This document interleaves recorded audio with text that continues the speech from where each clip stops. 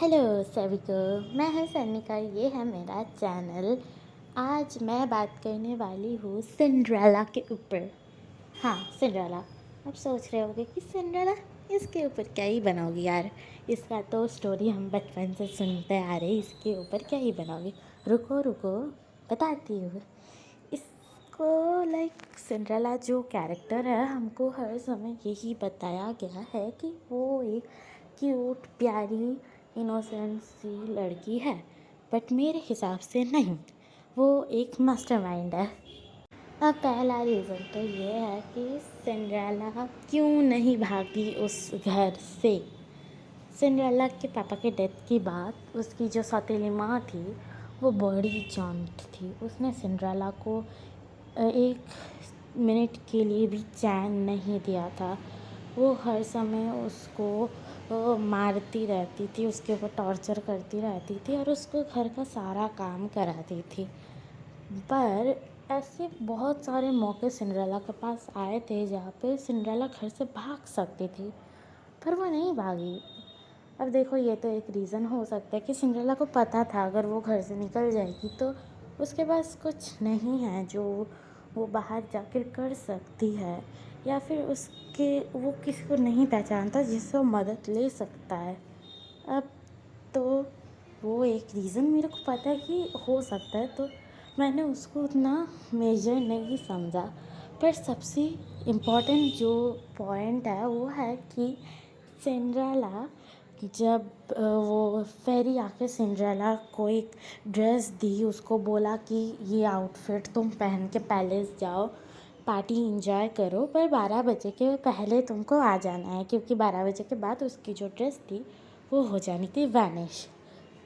ये बात सिंड्रेला को पता थी, तो उसने जल्दी से उसकी पार्टी ख़त्म की और 12 बजे से पहले घर पहुंच गई। पर उसका एक जूता पैलेस की सीढ़ी में रह गया था। अकॉर्डिंग टू द फेरी वो जूता भी वैनिश हो जाना चाहिए था, पर 12 बजने के बाद भी वो जूता वैनिश नहीं हुआ। क्यों नहीं हुआ? वो तो होना तो चाहिए था ना। पूरा गेटअप चला गया, एक जूता सिंड्रेला के पास रह गया, एक जूता प्रिंस के पास। अब बोलो, जूता तो गायब होना चाहिए था ना, जूता क्यों नहीं गायब हुआ? तो अब इसका मेरे को रीज़न नहीं पता, मैंने खुद भी ढूंढने की कोशिश की थी, पर मेरे को कोई मेजर एट्रैक्टिव कोई रीज़न नहीं मिला। तो अगर आप लोगों को कुछ आइडिया है तो आप बता सकते हैं मेरे कमेंट बॉक्स में।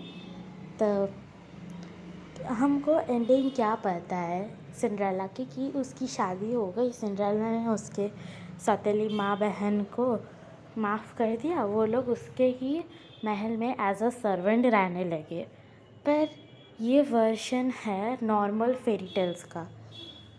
जो ब्रदर्स ग्रिम का वर्जन है उसमें बताया गया है कि जब सिंड्रेला की शादी चल रही थी, उसके सौतेली माँ बहन आए थे उसकी शादी अटेंड करने, पर पक्षियों ने, जो सिंड्रेला के साथ रहते थे, उन्होंने उसकी सौतेली बहनों की आँखें जो थी, आई बॉल्स, वो निकाल ली थी। तो उनको अपना पूरा life as a blind spend करना पड़ा। और हाँ, उन तीनों ने ही एज अ सर्वेंट उस पैलेस में उनको रहना पड़ा। तो ये एंडिंग मेरे को भी नहीं पता थी, जब मैंने सर्च की तब मेरे को पता चली कि ये भी एंडिंग है।